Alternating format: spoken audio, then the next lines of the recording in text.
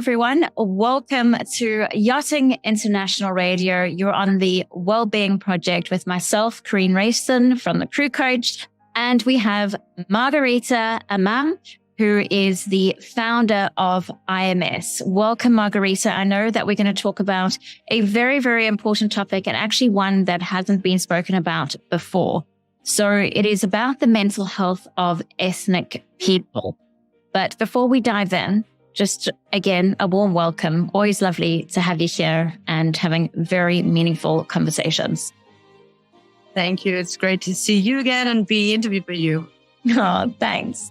Okay, so let's give the audience some context. So you reached out to me and you thought that this would be a very important conversation to have. So let's go back to the beginning. Why do you feel this way? Well, since mental health has become a favorable topic within the industry, I know with you personally, it is not just a health project of yours, you're really 100% behind it. At times when I hear other people talk about it, it does not feel that way. And that makes me worry because it takes a lot of space and resources away to actually make a difference. And the second thing that I noticed is that it is never about ethnic crew. People who are interviewed are always Caucasian. It's a Caucasian problem. It's only from the Caucasian perspective. Conscious or unconsciously, ethnic people are excluded from that conversation. And who are they excluded by, do you feel? Well, the ones who are holding the conversation are currently Caucasian people. And so these are the ones who are excluding it because I've taken that topic up with different large yacht management company as well. And you're the only one who is actually addressing it. Everyone else is ignoring it or trying to shut me down by using words as that when I comment saying, that's great that this conversation is being taken up. I would love to give you an ethnic perspective on this so we can broaden the conversation. And then I get blocked. Or shut down. Actually blocked. So with the explanation, when I called the office, that my negative comment is not conducive to a positive conversation. And I don't see why saying, great that you're having this conversation, can I add to it, is negative. Or why they want to shut it down completely. Because I understand that at times I can come across as quite strong, but I am a threat. I am not aggressive or cynical. I'm being rather honest, I believe. Okay. So from a neutral standpoint, just hearing a little bit of your experience, and obviously we don't have the other party there, my assumption is they actually don't have the knowledge to have that conversation. And when I mean knowledge, it comes with insight, understanding, and obviously having perspective from a different cultural background. But in conjunction with that, it comes with emotional intelligence.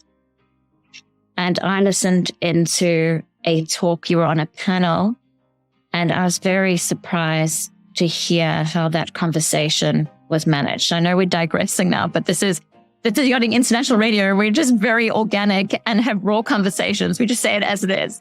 But I found that very concerning. Yeah, which conversation you meant that you were concerned how it went? A couple of months ago. You mean at the Super Yacht Forum? Is Brent, pardon? You mean at the Super Yacht Forum?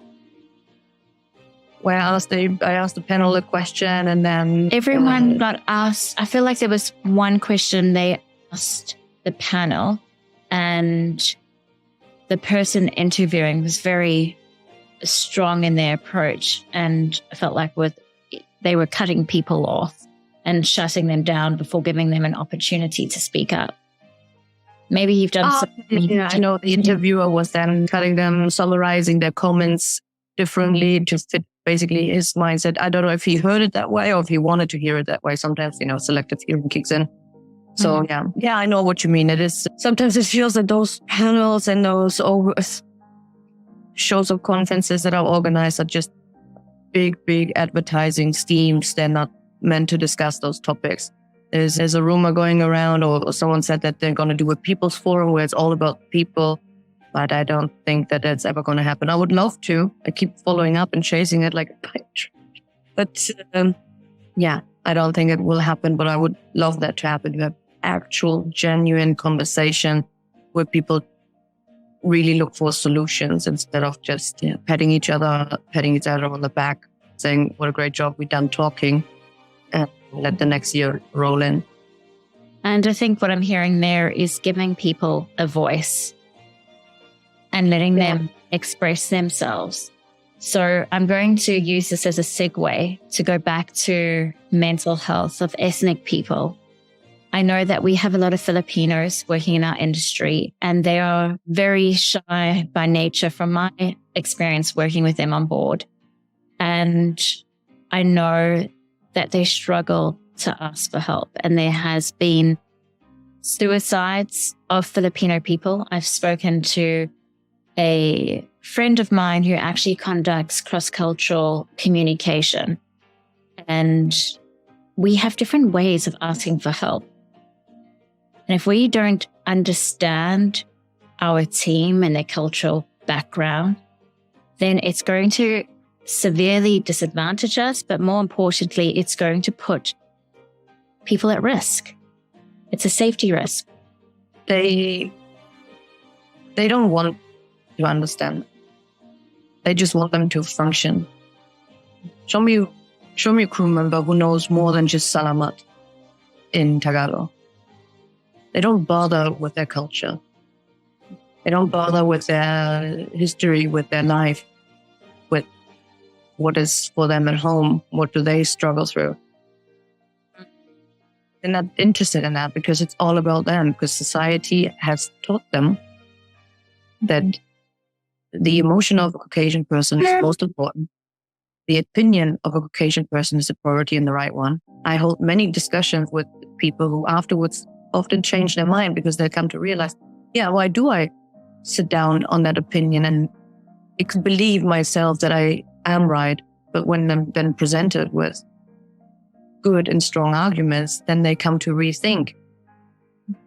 And I'm not saying that they are at fault for it. Society is partly at fault for it, but we still make our own decisions, and we have to do the work of deeper thinking. We have to do the work of improving our own knowledge. People update their phones more often than they update their own belief system. And that's the thing. Most of them haven't touched a book. And I admitted when I was on board, I had no mindset to read any books other than reference books related to my job.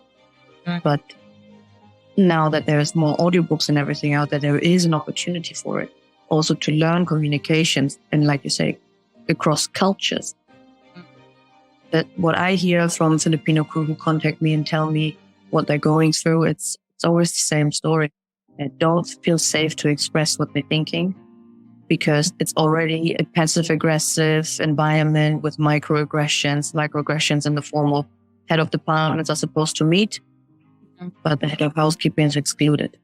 Wow. Housekeeping, they're not coincidentally, is a Filipino. And comments like, why should a Filipino earn the same as I do for the same job? They have lesser costs in their country, are still being used as a main argument.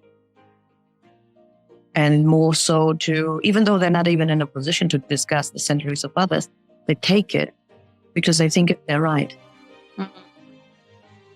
So what you're describing there in terms of their experience and feeling isolated, excluded, that can create the onset of depression for sure. And depending on the leadership style that they are working under, if it's, as you described, not safe, where they feel like they cannot be vulnerable, that can create anxiety. So just speaking, maybe give people a bit of context to your cultural background, because you have a beautiful blend. And your experience working on board, and were you aware of your cultural difference and what that was like for you? Oh, yeah, big time. It's like being a fly in the milk, really. So I'm half Greek, half Pakistani, and I was born and raised in Germany. So very early on, you are aware that you are different because you differently. Started off with school that because we were living on welfare, that we had the brown paper to write on, and all the other people had white paper. Of course, I noticed the difference, but the actual difference you feel is how they treat you then. You're not treated by your character and your personality, and how you treat others. You're treated by how poor or rich you are. So how were you treated? What were your early memories as a child at school? Oh, they would bully you. They would try and split you from the group. So when you would have to walk to the different buildings in school, they would be in a group when you would be alone. They would circle around you. They would rip your school bag off, empty it, kick you, spit at you, all of that stuff, call you names that your skin color looks like shit. You smell like dog shit. These type of things, just be different. Why is your hair so dark? Why is this like that? Why do you wear your hair this way? You look strange. All of these things, would report it to a teacher. Teacher would do nothing, would suggest even, and they still do this today. I had the similar conversations. It's the superior forum. They suggest that you should change. Why don't you change your tone? Why don't you make it lighter? Why don't you make it more positive? Why don't you adapt more? Why don't you assimilate more? I'm supposed to tap dance now to make it entertaining for everyone. It's grotesque and actually quite frivolous to ask this. So do you feel like, from looking back as a child to your experiences now, unsupported, not acknowledged, and not heard? By the majority of people, yes. Because it's easier to turn the blame around and let the victim handle it. I mean, it's a common pattern, isn't it? What was said when women were raped?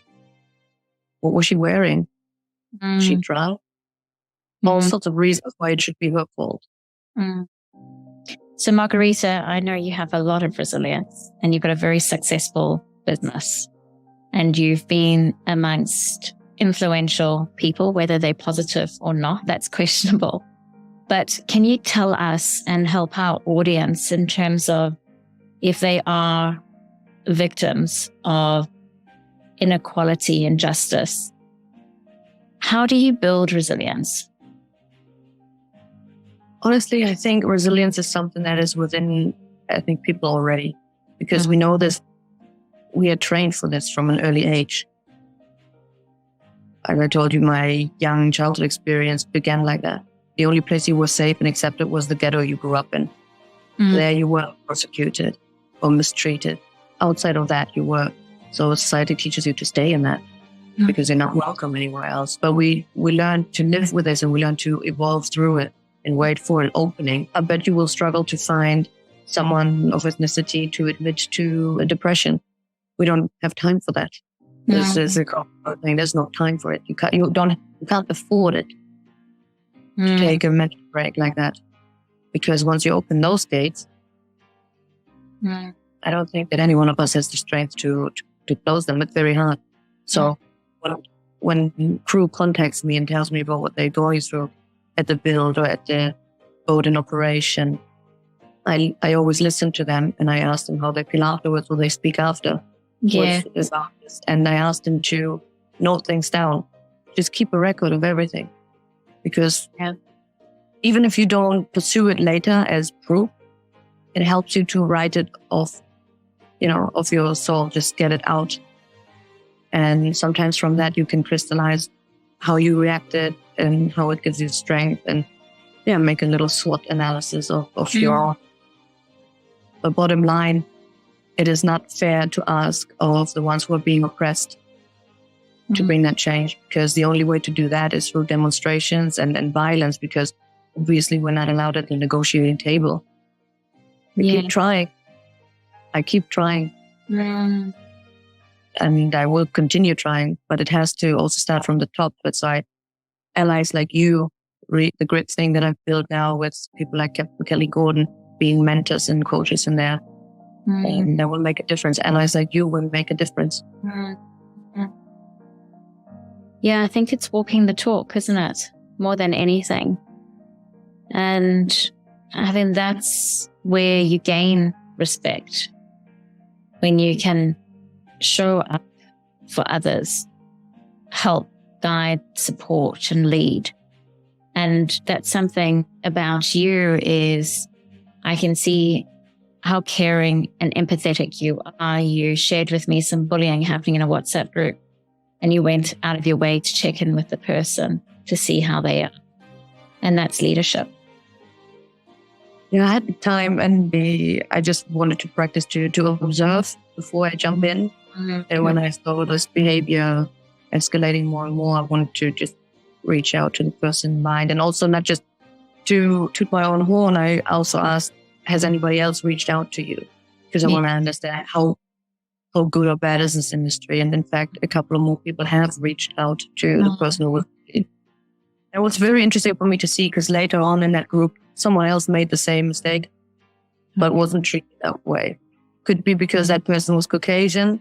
Could be because the lady was ethnic. She messaged in that group that type of communication is quite hurtful, not to me, but others who read it might be sensitive towards it. We shouldn't be this way to each other. So she made a great statement on that group.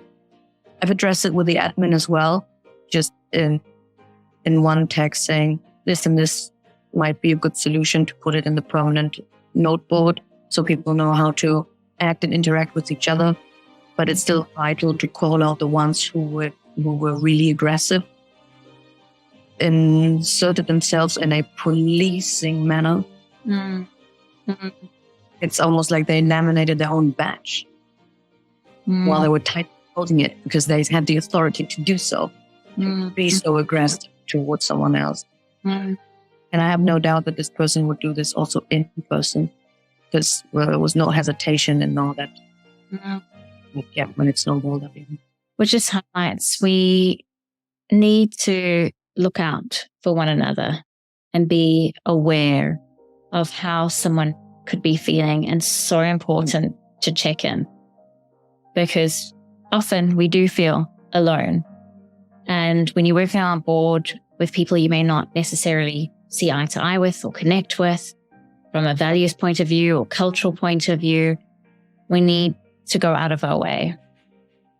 So yeah, I think that would be a huge takeaway from this conversation. I know we've covered resilience, we've covered elements of mental health and well-being, and I guess welfare, I think is a huge part of that. And just being open to having a conversation and to listen actively. I actually have even one more tool in mind, and it's because after hearing it over the past 3 years so often, and after launching Grit with, I consider her now a very close friend, Lily. She's a Kenyan. So she's working now on courses, and we're thinking of maybe giving a couple of them for free through your tribe, for example, where people can learn how to communicate across cultures better, because that work cannot just be done by the Filipinos, Indian, African-American, handful of people, or South African Black that are in the industry. It has to be done by everyone.